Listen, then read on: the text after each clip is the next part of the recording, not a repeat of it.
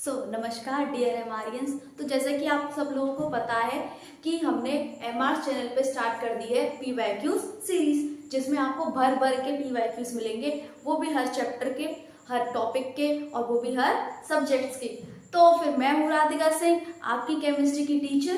तो आज मैं लाई हूँ आपके लिए ऐसे ही ढेर सारे पीवाईक्यूज, वो भी कौन से चैप्टर के, मेटल एंड नॉन मेटल के। तो स्टार्ट करने से पहले हम क्या करते हैं कि थोड़े बहुत एमसीक्यूज कर लेते हैं ना, एमसीक्यूज कर लेते हैं, फिर उसके बाद हम जाएंगे लॉन्ग क्वेश्चंस पे, शॉर्ट क्वेश्चंस पे। ओके, तो जल्दी से स्टार्ट करते हैं बिना कोई देरी के। So let's get started and let's together make your achievement real. तो मेरे पीछे आपको एमसीक्यूज तो दिख ही रहे होंगे, है ना। तो चलिए जल्दी से स्टार्ट करते हैं। जैसे मैंने यहाँ पे कुछ एमसीक्यूज लिख रखे हैं। इसमें लिखा है the compound obtained on reaction of iron with steam. तो पीवाईक्यूज आप करने आए हो, तो मैं ये मान के चलूँ ना कि आप रिवीजन वगैरह सब करके आए हो, यानी कि अगर आप मेटल और नॉन मेटल के पीवाईक्यूज करने के लिए बैठे हो तो आपको सारे कॉन्सेप्ट पता होंगे। तो मैं इस वीडियो में यही मान के चलूंगी कि आपको सारे कॉन्सेप्ट्स पता हैं, क्योंकि हम तो इसमें क्वेश्चन सॉल्व करने वाले हैं, ना कि कॉन्सेप्ट पढ़ने वाले। ओके, तो फिर क्योंकि पीवाईक्यूज बिना कॉन्सेप्ट के तो होने से रही ना, इसलिए अगर आपने ढंग से कॉन्सेप्ट नहीं समझा है ना उस चैप्टर का, या फिर आपने वो चैप्टर कंप्लीट नहीं किया और आप डायरेक्ट आ गए पीवाईक्यूज पे, तो ये गलत बात है, आपको समझ में ही नहीं आएगा कुछ। पहले जाइए उस टॉपिक को रिवाइज करिए, मेटल और नॉन मेटल के पूरे चैप्टर ढंग से पढ़िए, रीड करिए और चीजों को लर्न करिए, समझिए चीजों को, तब जाके आपको पीवाईक्यूज पे आना है, फिर आपको सब कुछ समझ में आएगा। ओके, तो चलिए स्टार्ट करते हैं। The compound obtained on reaction of iron with steam, यानी कि वो कंपाउंड हमें बताना है जो कब बने, जब आयरन हमारा किसके साथ रिएक्ट करे, स्टीम के साथ। तो जैसे कि पता है आयरन हमारा कहाँ पे आ रहा है, लो रिएक्टिविटी सीरीज में बिल्कुल एंड में आता है। तो आयरन चला गया हमारा लेस रिएक्टिव मेटल्स में, और लेस रिएक्टिव मेटल किससे रिएक्ट करते हैं, स्टीम से। चलो ठीक है, क्योंकि ना वो हॉट वाटर से करते, ना वो कोल्ड वाटर से करते, वो डायरेक्ट करते हैं स्टीम से। तो जैसे कि हमने रिएक्शन में देखा था कि Fe plus O2 H2O, Fe plus H2O, Fe3O4, ये बनता है हमारा Fe3O4, आयरन थर्ड ऑक्साइड। तो Fe3O4 कहीं दिख रहा है आपको, ये हाँ, यस, बी ऑप्शन। ओके, तो Fe3O4 आपका हो जाएगा इसका आंसर। अब मैं फिर से कह रही हूँ, मैं ये समझ के चल रही हूँ कि आपको पूरा कॉन्सेप्ट याद है, आपका आप पूरे चैप्टर करके आए हो, इसीलिए हम सिर्फ क्वेश्चन सॉल्व करने वाले हैं। ओके, नेक्स्ट है a metal x is used in thermite process. Thermite process याद है, थर्माइट प्रोसेस जिसमें हमने आयरन को पिघला हुआ देखा था, बहुत ज्यादा एक्सोथर्मिक रिएक्शन थी। व्हेन एक्स, यानी कि उन्होंने बोला कि एक मेटल है एक्स जो कि किसमें यूज हो रहा है, थर्माइट प्रोसेस में। तो थर्माइट प्रोसेस सुनते ही आपको सारी पूरी रिएक्शन सामने दिमाग में आ जानी चाहिए कि भाई थर्माइट रिएक्शन में तो सिर्फ यही एलिमेंट थे, है ना। तो व्हेन मेटल एक्स, यानी कि इसी मेटल की बात कर रही है, जब मेटल एक्स को किसके साथ हीट किया जाता है, ऑक्सीजन के साथ, it give an oxide Y which is amphoteric in nature. यानी कि एम्फोटेरिक, यानी कि जब एक एलिमेंट क्या था, एक मेटल एक्स था, उसे हम थर्माइट रिएक्शन में यूज कर रहे हैं, और फिर उस मेटल एक्स को अगर ऑक्सीजन के साथ रिएक्शन करवाएं तो वो ऑक्साइड कैसा बन रहा है, एम्फोटेरिक ऑक्साइड। और एम्फोटेरिक ऑक्साइड में तो सिर्फ दो ही एलिमेंट पढ़े हमने, कौन से, एल्यूमिनियम एंड जिंक। तो एम्फोटेरिक ऑक्साइड में तो चलो समझ में आ गया कि हाँ ये एल्यूमिनियम या फिर जिंक की बात कर रहा है। अब बात करनी है इन दोनों में से भी कौन है वो, इन दोनों में से भी एक्स एलिमेंट कौन है।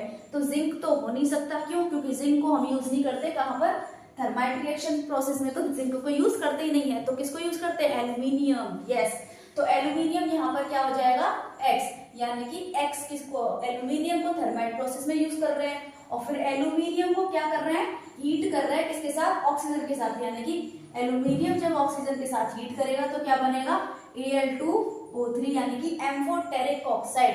बिकॉज ये तो हो नहीं सकता, ये भी एम्फोटेरिक नहीं है, ये भी एम्फोटेरिक नहीं है, तो डायरेक्ट लगाओ सी ऑप्शन। यहाँ से भी आंसर आ सकता था डायरेक्टली एम्फोटेरिक ऑक्साइड से। नेक्स्ट चलते हैं, an element X react with oxygen to give compound. अब दोबारा से एक एलिमेंट एक्स है, क्या है, एक्स, वो ऑक्सीजन के साथ रिएक्शन कर रहा है। रिएक्शन कर रहा है तो क्या है, रिएक्शन के बाद जो कंपाउंड बनता है उसका मेल्टिंग पॉइंट लिखा है। ओके, एमपी नहीं है ये, मेल्टिंग पॉइंट। तो उसका मेल्टिंग पॉइंट क्या है, बहुत ज्यादा हाई है। क्या है मेल्टिंग पॉइंट, बहुत ज्यादा, यानी कि कोई हमारा एलिमेंट एक्स है, वो ऑक्सीजन के साथ रिएक्ट कर रहा है और कुछ बन रहा है, कोई कंपाउंड बन रहा है जिसका मेल्टिंग पॉइंट क्या है, बहुत ज्यादा हाई है। और देखा जाए, और एक और हिंट दे रखी है हमें, this compound is also soluble in water, यानी कि ये कंपाउंड पानी में सॉल्यूबल भी है, यानी कि पानी में मिक्स भी हो जाता है। तो ऐसे तो हमने कुछ ज्यादा पढ़े भी नहीं है, तो देखते हैं क्या है। देखो, अगर तुम्हें आंसर नहीं आता तो सबसे अच्छा ऑप्शन है एमसीक्यूज करने का कि आप ऑप्शन को काटो, ऑप्शन को रिमूव करो, कि जो तो हो ही नहीं सकते। अब बात करिए यहाँ पर किसकी, एन एलिमेंट एक्स की, जो कि क्या है, जिसका मेल्टिंग पॉइंट बहुत ज्यादा हाई है।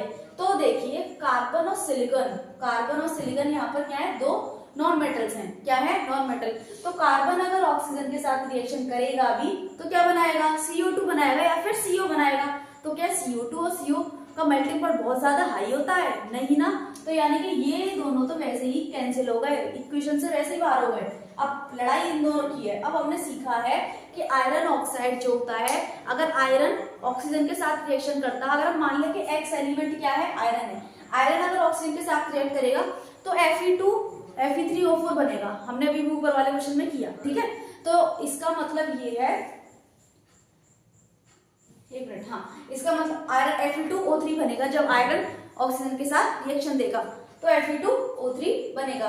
तो आयरन है तो Fe2O3 तो सॉल्यूबल भी नहीं होता, तो फाइनल ऑप्शन क्या बनता है, कैल्शियम। यानी कि कैल्शियम ही इकलौता ऐसा एलिमेंट है जो ऑक्सीजन के साथ रिएक्ट करेगा, क्या बनाएगा, CaO। CaO का मेल्टिंग पॉइंट बहुत ज्यादा हाई होता है और ये वाटर सॉल्यूबल भी है। समझ में आ गया, क्योंकि वाटर में सॉल्यूबल होके क्या बनाता है, CaOH होल ट्वाइस। ओके, क्योंकि ये क्या है, हमारे मेटल ऑक्साइड्स है। मेटल ऑक्साइड्स को जब तुम पानी में घोलते हो तो वो क्या हो जाते हैं, वो डिसॉल्व हो जाते हैं। कुछ ही मेटल ऑक्साइड डिसॉल्व होते हैं, इसीलिए मैंने आयरन ऑक्साइड नहीं लिया है। ओके, तो नेक्स्ट चलते हैं। Metal oxide generally react with acid. Metal oxide mostly किसके साथ रिएक्ट करते हैं, एसिड्स के साथ। लेकिन कुछ metal oxide also react with base.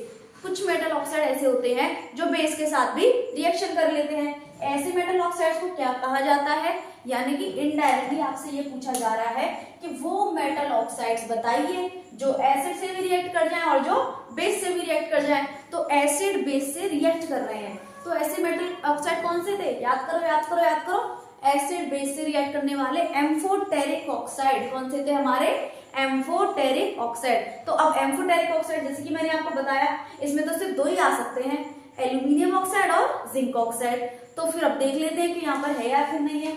देखो MgO बिल्कुल नहीं, ZnO और Al2, यानी कि हमें ऑप्शन मिल गया। ये क्या, दो ऑप्शन है, दो ऑप्शन है तो नीचे वाले पे आते हैं। तो देखो फर्स्ट और सेकंड, हम बस वो वाला देख लेते हैं जिसमें हमारे सेकंड और थर्ड पिन है। सेकंड और थर्ड पिन दिख रहा है, ये रहा, तो ये हो जाएगा तुम्हारा सेकंड और थर्ड। तो यहाँ पर हमने कुछ एमसीक्यूज बढ़िया बढ़िया से करनी है। अगर आपको और भी ज्यादा प्रैक्टिस करनी है एमसीक्यूज की, तो आप हमारे टेलीग्राम चैनल को क्या कर सकते हो, ज्वाइन कर सकते हो, जहां पर आपको बहुत सारे एमसीक्यूज भी मिलेंगे, लॉन्ग क्वेश्चंस भी मिलेंगे और सारे प्रीवियस ईयर क्वेश्चन है जिन्हें आप कर करके आप बिल्कुल अच्छे से प्रैक्टिस कर सकते हो। ओके, तो एमसीक्यूज हो गए हमारे। चलो चलते हैं जल्दी से क्वेश्चंस पे। तो चलिए अब हम कुछ शॉर्ट क्वेश्चन कर लेते हैं जल्दी से, क्योंकि हमने एमसीक्यूज तो कवर कर लिए। और जैसे कि अगर आपको और भी ज्यादा करने हैं तो आप हमारे टेलीग्राम चैनल पे ज्वाइन कीजिए, वहां पर आपको बहुत सारे क्वेश्चंस मिल जाएंगे, एमसीक्यूज भी, लॉन्ग क्वेश्चंस भी, जिस तरीके से आपको चाहिए। तो उसका लिंक कहाँ है, डिस्क्रिप्शन में। ओके, तो जल्दी से चलिए क्वेश्चन पढ़ती हूँ मैं। Name the ore of mercury, name the ore of mercury and state the form in which it is found in the nature. Which chemical equation along with the condition required for the reaction involved in the extraction of mercury from its ore। ये क्या है, देखो इसमें question को जब तुम ध्यान से देखोगे तो इसमें कई सारे क्वेश्चन है, एक क्वेश्चन नहीं है। सबसे पहले क्वेश्चन स्टेप बाय हम आंसर देने की कोशिश करते हैं। Name the ore of mercury, पहला तो यही क्वेश्चन है इस क्वेश्चन में। तो name the ore of mercury बताइए, नेम हो जाएगा हमारा cinnabar, cinema plus bar, cinnabar, ठीक है। और सिनेबार का फॉर्मूला क्या होता था हमारा, HgS, यानी कि mercury sulphide. Okay, HgS। Next चलते हैं, state the form in which it is found in nature. तो दूसरा क्वेश्चन, ठीक है, यानी कि वो हमें क्या करना है, वो फॉर्म लिखनी है इसकी जो कि ये नेचर में एग्जिस्ट करता है। अब मरकरी आपको पता है, मरकरी फ्री तो हमें मिलता नहीं, यानी कि नेटिव स्टेट, नेटिव माने होता है फ्री स्टेट, जैसे कि गोल्ड, प्लेटिनियम, सिल्वर वगैरह मिलते हैं ना, किसी के साथ कंबाइन नहीं हुए। लेकिन ये लोग क्या है, देखो मरकरी हमारा किसके साथ कंबाइन है, सल्फाइड के साथ, राइट। तो ऐसे ही मैंने बोला मरकरी जो है किस फॉर्म में एग्जिस्ट करता है नेचर में, तो हम बोलेंगे कंबाइंड स्टेट में एग्जिस्ट करता है, वो भी किसके साथ, सल्फाइड के साथ, यानी कि सल्फर के साथ। तो सेकंड जो ऑप्शन हो जाएगा, सेकंड जो आंसर हो जाएगा हमारा हो जाएगा mercury find in nature with combined state. Combined state में फाइंड होता है वो भी किसके साथ, सल्फाइड के साथ। ओके, यानी कि mercury sulphide, mercury sulphide. Next चलते हैं, अब हमारे 2 क्वेश्चन तो इसमें से हो गए। अब आएगा असली question, write the chemical equation along with the conditions required for the reaction involve in the extraction of mercury from its ore. यानी कि अब हमें पूरी सारी की सारी केमिकल इक्वेशन लिखनी है कि कैसे हम मरकरी को एक्सट्रैक्ट करेंगे और क्या क्या कंडीशन लगेंगी। ओके, तो चलिए स्टार्ट करते हैं। सबसे पहले तो क्या है, तीसरा, यानी कि इसी क्वेश्चन में तीसरा पार्ट हो गया ये सिलेबार, पहला कंबाइंड स्टेट में HGS। चलो हम स्टार्ट करते हैं ना। सबसे पहले हमें पता है कि ये सल्फाइड ओर है, और सल्फाइड ओर का क्या करते हैं, रोस्टिंग कैल्सिनेशन। रोस्टिंग कैल्सिनेशन बताओ जल्दी, पढ़ के नहीं आए क्या? मैंने तभी बोला था कि पी वैल्यूज करने आओ तो पूरा कॉन्सेप्ट पढ़ के आना है। बताइए, HGS जो है उसकी हम करेंगे रोस्टिंग। क्या करेंगे, रोस्टिंग। अरे याद रख लो ना, कार्बोनेट और C for carbonate, C for calcination, यानी कि कार्बोनेट ओर्स का क्या करना है, कैल्सिनेशन करना है। सल्फाइड ओर का क्या करना है, रोस्टिंग करना है। तो सिंपली रोस्टिंग कर दो, HGS की क्या कर दो, रोस्टिंग। रोस्टिंग करेंगे ऐसे। ओके, रोस्टिंग यानी कि क्या होता है कि भरपूर मात्रा में हम ऑक्सीजन दे रहे हैं, तो इसमें हो जाएगा पहले डायरेक्ट मरकरी तो निकलेगा नहीं, क्या निकलेगा, HgO निकलेगा प्लस SO2 यानी कि सल्फर डाइऑक्साइड निकलेगा। ओके, सो नेक्स्ट, अब हमें अभी मरकरी एक्सट्रैक्ट नहीं हुआ, तो अभी हम करेंगे इसे हीट डायरेक्ट हीट करेंगे। हमें किसी भी रिड्यूसिंग एजेंट की जरूरत नहीं है, क्योंकि ये बिल्कुल लो में आ रहा है ना, लो रिएक्टिविटी सीरीज में बिल्कुल एंड में आता है, तो यानी कि लेस रिएक्टिव है, तो इजीली हमें ज्यादा पैसा खर्च करने की जरूरत नहीं है। रिड्यूसिंग एजेंट में डायरेक्ट हीट कर दो किसी सर्टेन टेम्परेचर पे, तुम्हें मिल जाएगा, यानी कि heat HgO at 300 degree Celsius, यानी कि HgO को हीट कर दो कितने डिग्री सेल्सियस पे, 300 डिग्री सेल्सियस पे से कर दो हीट, तुम्हें मिल जाएगा Hg plus O2। Finish, question हमारा हो जाएगा फिनिश, यानी कि पहला क्वेश्चन हमारा कंप्लीट। समझ में आ गया? ये था हमारा क्वेश्चन। सिंपली क्वेश्चन को पढ़ो, उसमें कई सारे पार्ट होते हैं, तोड़ो धीरे धीरे करके और तुम्हें ऐसे आंसर मिल जाएगा। इसके नीचे जरूर लिख देना ये HGS क्या है, HgO क्या है, SO2 क्या है, पूरा पूरा। ओके, ढंग से, ठीक है। चलो नेक्स्ट क्वेश्चन पे मूव करते हैं हम। सेकंड क्वेश्चन जो तुम्हारा हो जाएगा वो होगा, what is the thermite process. What is thermite process, where is the process used, write the equation, does the metal aluminium used in the process. यानी कि अब इस क्वेश्चन में तुम्हें कई सारे पार्ट दिख रहे होंगे, तो चलिए देखते हैं एक एक करके सारे पार्ट हम क्या करते हैं सॉल्व।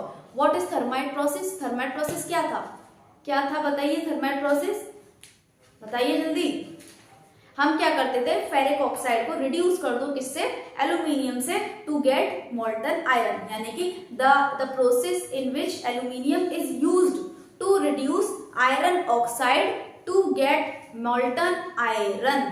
ओके, मैंने डेफिनेशन बोल दी है, मैं लिख दूं जरा, चलिए मैंने डेफिनेशन बोल दी है, यानी कि थर्माइट रिएक्शन में एक और बार बोल रही हूँ, the process in which aluminium is used to reduce iron oxide to get molten iron is called thermite reaction. यानी कि एल्यूमिनियम को हम क्या कर रहे हैं, reduce. The process in which aluminium is used to reduce iron oxide to get molten iron। Iron कैसे निकलता है, मोल्टन निकलता है इस स्टेट में, क्यों, क्योंकि बहुत ज्यादा एक्सोथर्मिक रिएक्शन हो जाती है। Okay, where is the process used, कहाँ यूज होता है बताइए जल्दी, इसका एक यूज बहुत ज्यादा फेमस है। It is use to join cracks of railway tracks and machine parts, यानी कि इसको हम यूज क्या करते हैं, इसका जो यूज हम करेंगे वो करेंगे use to join crack railway tracks and machine parts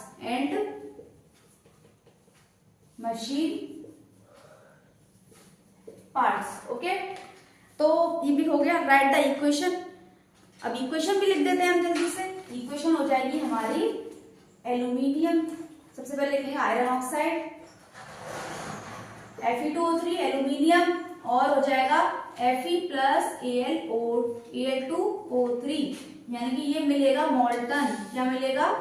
molten मिलेगा। ओके, ये इतनी ज्यादा एक्सोथर्मिक रिएक्शन होती है। नेक्स्ट चलते हैं, where does the metal aluminium used in this process, यानी कि where is the process used. हाँ, where does the metal aluminium used in this process occur in the reactant series of metal, यानी कि अब वो पूछ रहे हैं कि एल्यूमिनियम कहाँ पर अकर होता है रिएक्टिविटी सीरीज में, एल्यूमिनियम कौन से नंबर पे आता है। तो याद करो क्या था, काशीनाथ का माली आलू, यानी कि 5th नंबर पे आता है। काशीनाथ का माली आलू जरा फीके से पकाता है, यानी कि के सबसे ज्यादा, फिर Na, फिर हमारा हो जाएगा Mg, हाँ Ca, फिर Mg, फिर एल्यूमिनियम 5th नंबर पे आ रहा है। तो यानी कि ये ऐसे, ये आप दिखा सकते हो कि देखिए एल्यूमिनियम ऐसे आ रहा है। नेक्स्ट क्वेश्चन पे पार्ट चलते हैं, नेक्स्ट पार्ट पे चलते हैं। Name the substance that is getting oxidise and reduce in this process, यानी कि अब वो सब्सटेंस बताना है कि इस प्रोसेस में, ये जो रिएक्शन हमने लिखी है, इसमें कौन सा सब्सटेंस ऑक्सीडाइज हो रहा है और कौन सा रिड्यूस हो रहा है। ओके, तो समझ में आ रहा है। देखो, इसका ऑक्सीडेशन हो रहा है, यानी कि इसका रिड्यूस, इसका क्या हो रहा है, रिडक्शन हो रहा है। इसका ऑक्सीजन ले रहा, और यहाँ पर इसके पास ऑक्सीजन नहीं है। यहाँ पर देखो इसके पास ऑक्सीजन था, यहाँ पर इसके पास ऑक्सीजन आ गया। तो सिंपली हमारा क्या हो जाएगा कि देखिए आयरन ऑक्साइड जो है, यहाँ पर आयरन के साथ ऑक्सीजन था, यहाँ पर इसके साथ ऑक्सीजन नहीं है, तो इसका हुआ है रिडक्शन। क्या हुआ है? रिडक्शन। और इसका क्या हुआ है? ऑक्सीडेशन, क्योंकि इसमें ऑक्सीजन क्या हो गया, जुड़ गया है। तो रिड्यूस कौन हुआ है, बताओ जल्दी, कौन रिड्यूस हुआ है? रिड्यूस हुआ है ये, क्या हुआ है रिड्यूस? Fe2O3। तो रिड्यूस हो जाएगा, रिड्यूस सब्सटेंस हो जाएगा Fe2O3, और ऑक्सीडाइज सब्सटेंस क्या हो जाएगा? ऑक्सीडाइज सब्सटेंस हो जाएगा हमारा Al, एल्यूमिनियम। ओके, समझ में आया। तो हमने नेक्स्ट क्वेश्चन भी इसे क्या कर लिया, कंप्लीट कर लिया। चलिए थर्ड क्वेश्चन पे चलते हैं जल्दी से। चलिए नेक्स्ट क्वेश्चन पे चलते हैं। ये क्वेश्चन है गिव रीजन का। पहला है why do ionic compound in the solid state not conduct electricity.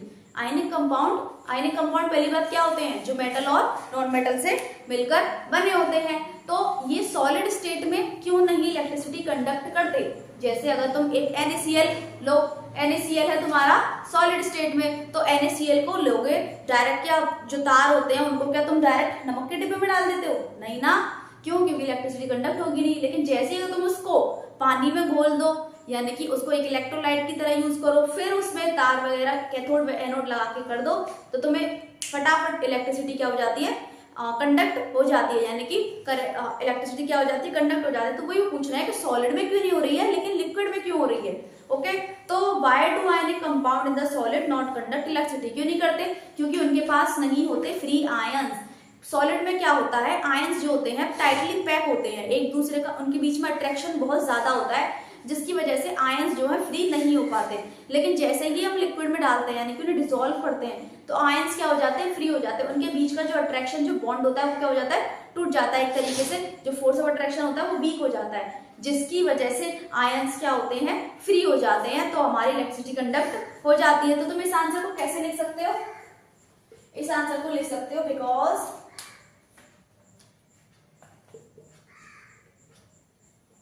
because in solid state there is no free ions of ionic compound, because in solid state there is no free ions of ionic compound to conduct electricity.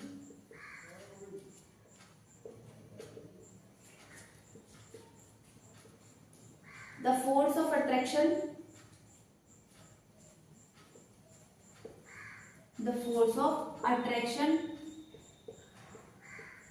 between the ions of ionic compound is very strong.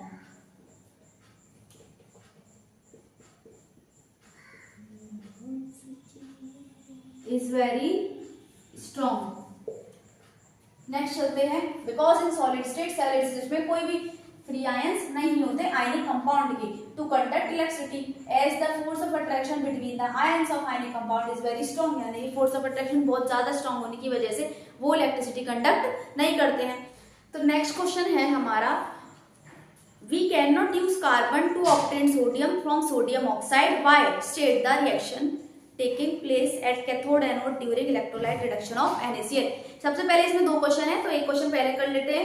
We can not use carbon, यानी कि carbon को directly क्यों नहीं use किया जाता। तुमने देखा होगा जब हम जिंक ऑक्साइड को जब हम निकालते हैं, यानी कि जिंक कार्बोनेट से पहले उसे जिंक ऑक्साइड में कन्वर्ट करते हैं, फिर जिंक ऑक्साइड को किससे रिड्यूस करा जाता है, कार्बन से रिड्यूस किया जाता है। लेकिन उन्होंने बोला है कि ये हाईली रिएक्टिव मेटल जो है, यानी कि ऊपर काशीनाथ का मालिक, ये जो चार पांच हमारे जो मेटल हैं जो कि बहुत ज्यादा रिएक्टिव है, इनको डायरेक्टली क्यों नहीं कार्बन से रिड्यूस कराया जाता कि डायरेक्ट कार्बन डाल दो मेटल हाथ में, ऐसा नहीं होता। क्यों? इसी का रीजन वो पूछ रहे हैं, वाई, बताइए क्यों। क्योंकि क्या होता है कि इन मेटल का जो बॉन्ड होता है ऑक्सीजन के साथ वो इतना ज्यादा स्ट्रांग होता है, जिसकी वजह से कंपाउंड बहुत ज्यादा स्टेबल होते हैं। स्टेबल मतलब वो क्या करते हैं, आसानी से उनके बॉन्ड को ब्रेक नहीं किया जा सकता। तो कार्बन क्या होता है, कार्बन इतना ज्यादा सक्षम नहीं है, या फिर एबल नहीं है, या फिर उसकी औकात नहीं है इतनी कि उन दोनों के बॉन्ड को तोड़ दे और सोडियम को भगा के ले जाए। तो चलिए करें इसका रीजन, तो मैं लिख देती हूँ इसका reason,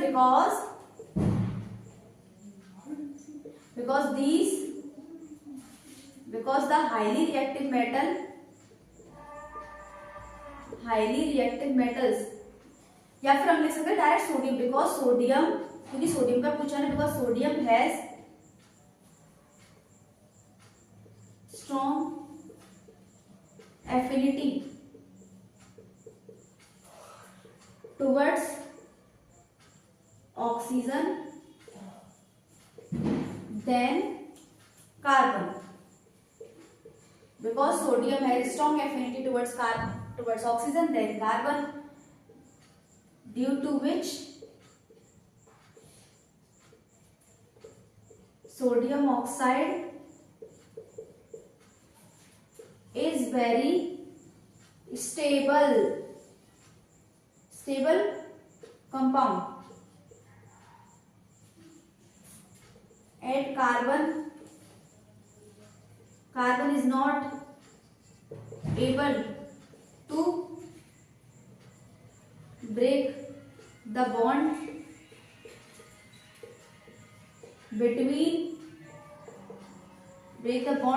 between oxygen and sodium, यानी कि सोडियम एटम का जो एफिनिटी यानी कि अट्रैक्शन जो होता है, अट्रैक्शन टुवर्ड्स ऑक्सीजन, वो ऑक्सीजन के साथ ज्यादा होता है। सोडियम ऑक्साइड पूछा है ना, तो सोडियम ऑक्साइड हमारा क्या हो जाएगा, Na2O।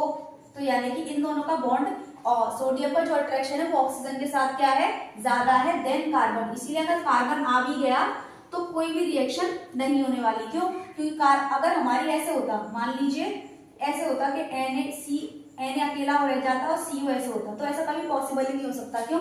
क्योंकि क्या होता है कि सोडियम का अट्रैक्शन ऑक्सीजन से ज्यादा है, तो भले ही कार्बन आ जाए तो तुम्हें उसे कोई फर्क नहीं पड़ेगा। समझ में आ गया? तो डायरेक्टली क्या है कि सोडियम का जो एफिनिटी होती है वो ऑक्सीजन के साथ बहुत ज्यादा स्ट्रांग होती है देन द कार्बन, जिसकी वजह से सोडियम ऑक्साइड स्टेबल होता है, बहुत ज्यादा स्टेबल है, इजीली ब्रेक नहीं किया जा सकता। And carbon is not able to break the bond between oxygen and sodium, और इन दोनों के बॉन्ड को ब्रेक करने के लिए सफिशिएंट नहीं है, उसकी औकात से बाहर है काम। ठीक है, फिर नेक्स्ट है इसी के आगे, state the reaction taking place at cathode anode during electrolyte reduction of NaCl, यानी कि अब हमें रिएक्शन लिखनी है कि NaCl को, अब तुम्हें ये तो पता है इससे तो होगा नहीं काम, तो इलेक्ट्रोलाइट प्रोसेस से हमें क्या करना पड़ता है, सोडियम को एक्सट्रैक्ट करना पड़ता है। तो वही उन्होंने पूछा है कि कैथोड पे क्या रिएक्शन होगी और एनोड पे क्या रिएक्शन होगी। तो कैथोड और एनोड पे रिएक्शन क्या होने वाली है, तो कैथोड की बात कर लेते हैं। कैथोड क्या होता है, नेगेटिव पॉजिटिव, बताओ, negative positive, yes negative. Okay, तो नेगेटिव की साइड अट्रैक्ट कौन करेगा, सोडियम अट्रैक्ट करेगा, क्योंकि देखो कौन सा बोला था, सोडियम ऑक्साइड नहीं NaCl बोला। ओके, NaCl को ब्रेक करना है, तो जब ये Na पॉजिटिव और Cl में टूट जाएंगे, तो पॉजिटिव वाला गया किसके पास, कैथोड के पास, तो यानी कि Na पॉजिटिव प्लस 1 इलेक्ट्रॉन, यानी कि अगर हमें सोडियम एक्सट्रैक्ट करना है तो जो इसने दान कर दिया था ना वो इलेक्ट्रॉन इसको वापस दे दो, तो कितने दान किए थे, 1 इलेक्ट्रॉन ने दान किए थे, 1 इलेक्ट्रॉन दान किया था तो Na बन गया। कैथोड पे ये हो गई और एनोड पे चलते हैं। एनोड क्या होता है हमारा, पॉजिटिव, ओके, तो पॉजिटिव होता है एनोड, तो Cl करेगा पॉजिटिव की तरफ अट्रैक्ट, तो Cl आ गया। अब भाई इन्होंने ले रखे थे उधार इलेक्ट्रॉन स्टेबल होने के लिए, अब इनके इलेक्ट्रॉन हम क्या करेंगे, छीन लेंगे, मतलब अब बहुत ज्यादा तुम सेट बन लिए इलेक्ट्रॉन लेके दूसरों के, चलो वापस दे दो। तो जब ये इलेक्ट्रॉन वापस देगा, यानी कि एक इलेक्ट्रॉन वापस देगा, क्योंकि बेचारे ने एक ही तो लिया था, 17 होता है ना, 2,8,7 एक लिया था, तो ये हो जाएगा Cl2, chlorine gas diatomic form में निकलेगी, ओके। तो बैलेंस कर देना, अगर प्रॉब्लम है तो क्या कर देना, बैलेंस, ये तो फिर ये हो जाएगा 2 क्लोरीन माइनस 2 इलेक्ट्रॉन, Cl2 हमारा बन जाएगा। तो ये भी हो जाएगा हमारा यहाँ पर कंप्लीट। तो एक लास्ट और फाइनल क्वेश्चन हम कर लेते हैं, चलिए।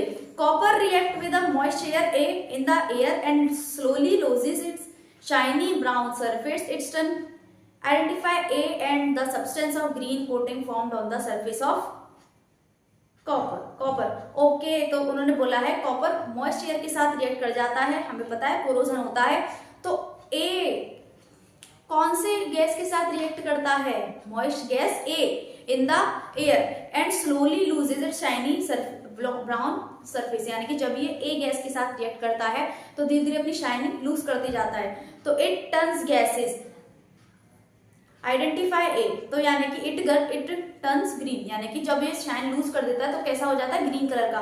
तो हमें ए वाली गैस को आइडेंटिफाई करना है और and the substance of green coating formed on the surface, यानी कि पहले तो गैस ए को बताओ, फिर ये भी बताओ कि सब्सटेंस ग्रीन कलर का सब्सटेंस जो ग्रीन हो जाता है वो किसका होता है, कैसा बना होता है। तो चलिए कर लेते हैं इस क्वेश्चन को भी, चलो एक गैस करते हैं हम आइडेंटिफाई ए, तो ए गैस यानी कि हमें पता है कॉपर सिर्फ और सिर्फ एक ही गैस को भाग देता है, कौन सी गैस को, CO2, कार्बन डाइऑक्साइड से रिएक्ट होगा बेचारा, और किसी से नहीं होगा।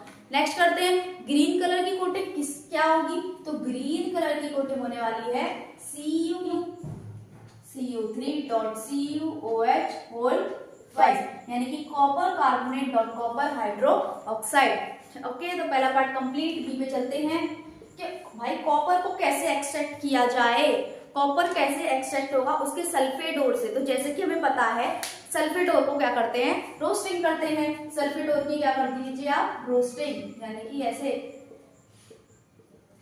रोस्टिंग कर दो और यहाँ पर हो जाएगा CuO प्लस SO2, क्या हो जाएगा CuO प्लस SO2, यहाँ पर 2 कार्बन, तो यहाँ पे ये वाला, ओके, Cu2O हो जाएगा। फिर नेक्स्ट चलते हैं Cu2, अभी तो कॉपर एक्सट्रैक्ट हुआ ही नहीं है, तो कॉपर CuO प्लस क्या करते थे, इसका थोड़ा अलग था, Cu2S को रोस्टिंग कर दो, Cu2 प्लस SO2 को रिएक्ट निकल जाएगा। अब क्या होगा, जैसे ही बीकर में ये दोनों बचेंगे, क्या करेंगे, ये दोनों बचेंगे। अचानक से जब तुमने कॉपर सल्फाइड को रोस्ट किया तो Cu2O बना और SO2 बना। अब क्या करेंगे, थोड़ी देर बाद ऑक्सीजन की सप्लाई बंद हो जाएगी, यानी कि अब मान लीजिए थोड़ा सा जो कॉपर सल्फेट था वो चेंज हो गया इसमें, लेकिन अभी भी उसमें कॉपर सल्फाइड बचा है। क्या बचा है, कॉपर सल्फाइड। तो अब बीकर में बचे हैं, यानी कि अब बर्तन में बचे हैं Cu2O और Cu2S।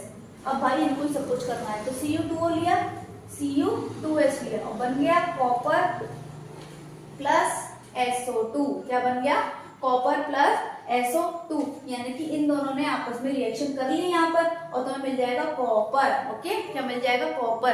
तो बच्चों जैसे कि हमने कर लिए बहुत सारे क्वेश्चंस यहाँ पर हमने कर लिए अटेंड, यानी कि हमने MCQs भी कर लिए और थोड़े बहुत शॉर्ट क्वेश्चन भी कर लिए और तुम्हें लिखने का तरीका भी बता दिया कि ऐसे ऐसे आप अच्छे से लिख सकते हो और आप आंसर जो मैंने लिखवाया उन्हें भी लर्न कर सकते हो, इजीली लर्न कर सकते हो। अब देखो क्या है कि अगर आपको और भी ज्यादा क्वेश्चन चाहिए और भी ज्यादा प्रैक्टिस करनी है तो आप हमारे टेलीग्राम चैनल को क्या कीजिए, ज्वाइन कीजिए, जिसकी वजह से क्या होगा, आपको बहुत ज्यादा क्वेश्चंस प्रैक्टिस करने के लिए मिल जाएंगे। पूरी की पूरी शीट्स बना रखी है हमने और कोई भी कंफ्यूजन की बात नहीं है, सारी की सारी टॉपिक वाइज है। कि ये टॉपिक किसका है, ये अकरेंस ऑफ मेटल के अलग, केमिकल प्रॉपर्टी के अलग, फिजिकल प्रॉपर्टी के नॉन मेटल के अलग, तो सारे के सारे जो टॉपिक्स हैं वो बिल्कुल अलग अलग कर दिए गए हैं। तो क्वेश्चन में आपको डिफिकल्टी नहीं होगी फाइंड करने में। तो वो डिस्क्रिप्शन, वो चैनल का लिंक यानी कि टेलीग्राम चैनल का लिंक किसमें है, डिस्क्रिप्शन बॉक्स में। तो जाइए, जाके कीजिए, प्रैक्टिस कीजिए खूब सारे क्वेश्चंस, और ऑल द बेस्ट। तो चलिए, बाय, टाटा, बाय बाय।